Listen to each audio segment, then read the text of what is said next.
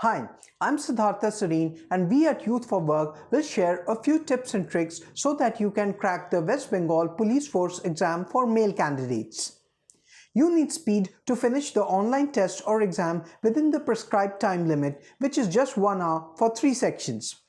Practice reasoning and mathematics problems by memorizing formulas. After each study session, give 1 hour for revision of topics learned or practiced. Read on current affairs from newspapers, magazines, news channels, etc. as GK can be proving as a good scoring area if you prepare well. Make mathematics your strong suit. Practice questions to solve them within time to increase efficiency. The trick here is to mug up math formulas by heart so that they come in handy while solving a problem. Remember, negative marking is a factor here, therefore try not to attempt questions that you are in doubt of.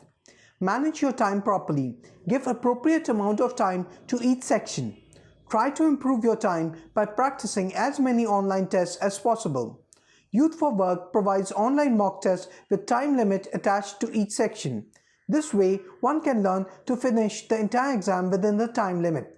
For this, I would recommend the Prep Guru app by Youth for Work.